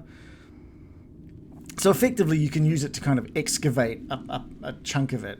Although it's like a 5-foot cube you get to do, and it would fit within a 5-foot cube itself, one of the entire beings. Oh. Okay. What I might do then is turn it into a long, thin beam of stone, hope to bring my pouch back to me. Oh, okay. Like one of those old radio antennas.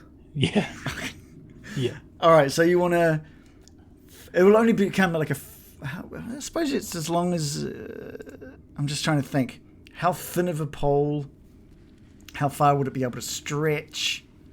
I don't know if it'd be able to get you the entire way to you. I would say you could probably turn it into a 15-foot long pole, stone pole. Perfect. Yeah. Okay. I'll do Just that. describe what that does, because it's the one that is at the back here. So if it was to sort of grow out to 15 feet, it's pretty close, but it would be almost dangling above the chasm, the edge of the end of the pole.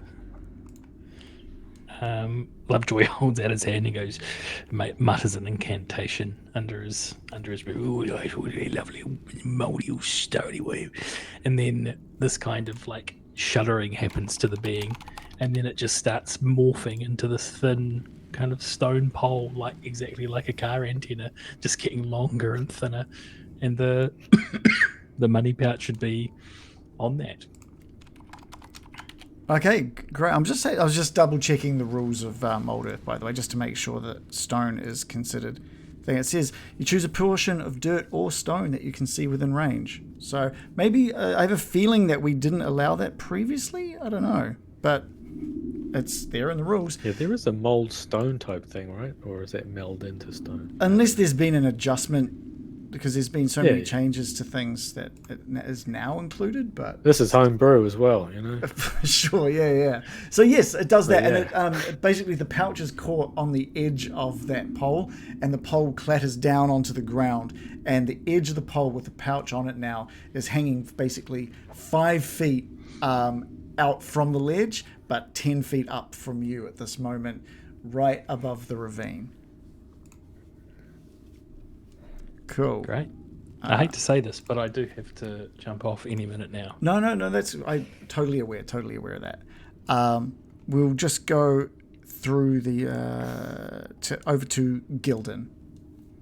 Okay, yeah, Gildan saw the money pouch go over his head and he is tracking it with his eyes. He closes his eyes and says, "Dear P-Law, if you could just lend me your strength this one time and put your radiance on these guys and let them, and whatever you think should happen would be good." And Got lots of try. Word of Radiance is cast, which is a DC 13 Constitution save from the 2 rocks that are next to me. So what does it do? Sorry. I can put it on there. You utter a divine word, and burning radiance right. erupts from you. Each creature of your choice that you can see within range must succeed on a Constitution saving throw. Will take 1d6 radiant damage. I've rolled a 1. Okay. They have rolled. One of them rolled a 15. One of them rolled a 1.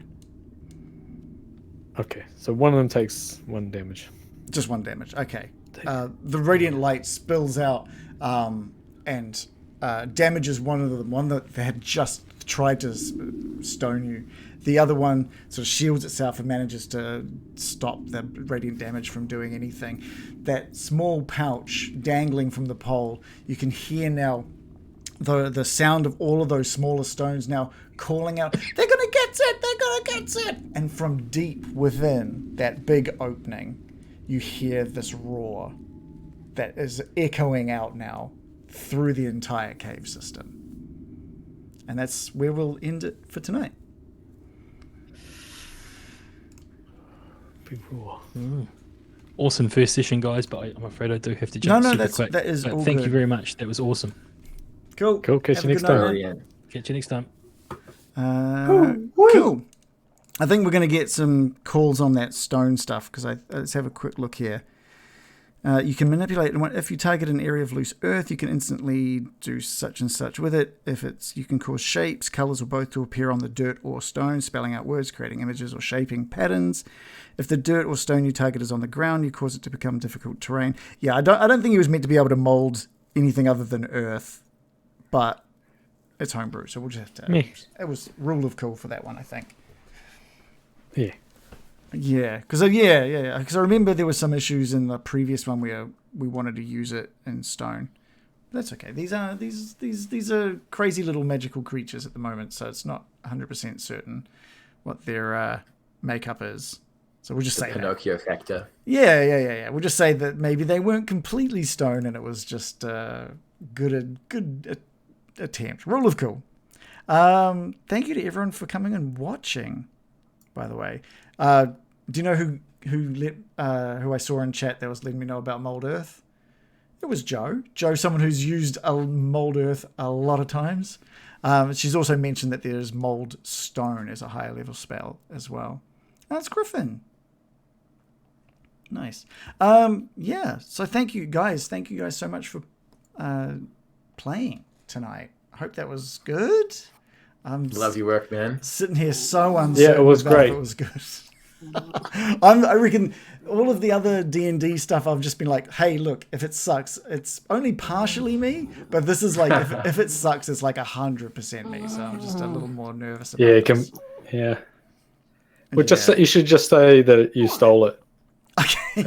yeah. Or saying that AI wrote it. But as far as I'm concerned, it was great. Oh, cool. I thought you guys, the relationships between all you guys' characters was just fantastic.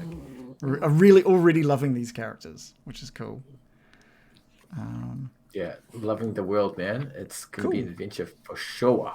Yeah, it's a little lighter than Curse of Strahd, that's for sure. It definitely doesn't feel as imposing and horrific. Although, Shannon, poor Gildan took a decent blow to the head there.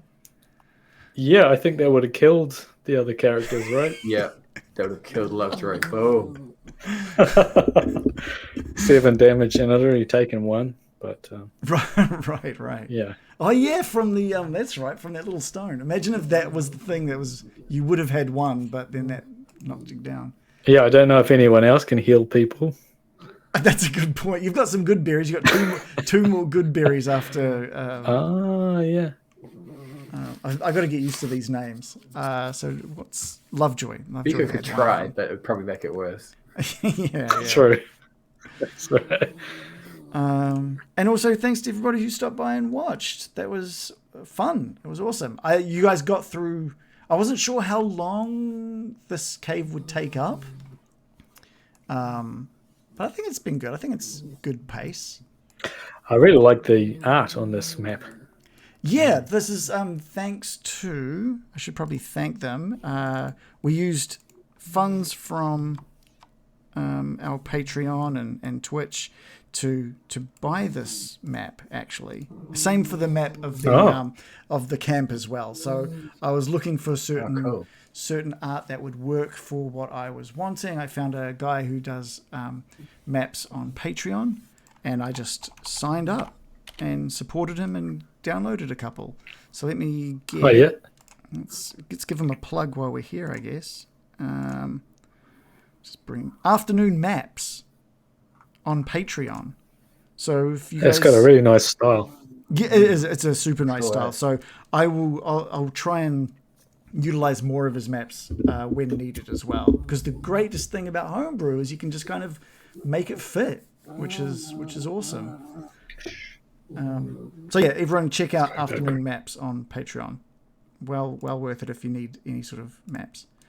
And thanks everyone. We're going to have this up for our Patreon supporters hopefully tomorrow, and then we'll have it up on YouTube next week. And then I need to think about how I want to get it out in podcast format as well. But thank you everybody, and we'll see you guys next week. We'll do some. People will probably find me streaming later this week as I do a bit more prep, because I need to finish off the map for Kalderra, which is going to be awesome, and I need to finish off figuring out what some NPCs look like, so that when you get introduced to them, they'll have faces, which would be nice. Cool. Anything from you guys? Or are you good to call it a night? Awesome. Yeah, well, good, thanks. Cool. Thanks, everybody, and we'll see you next week. And hopefully, actually, Shannon, if you can get me something made this week sometime, a thanks for watching screen, so we don't just do a hard cut, that'd be awesome. Oh, yeah. That'd be cool. Yeah. Thanks for playing. Thanks for watching. Good night, everybody. Bye-bye. See ya. Ciao.